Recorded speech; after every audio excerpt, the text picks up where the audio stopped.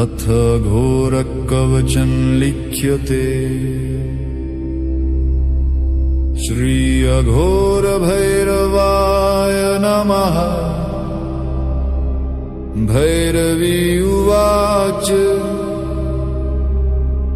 भगवन् करुणाम्भोधे शस्त्रम्भो निधिपारग।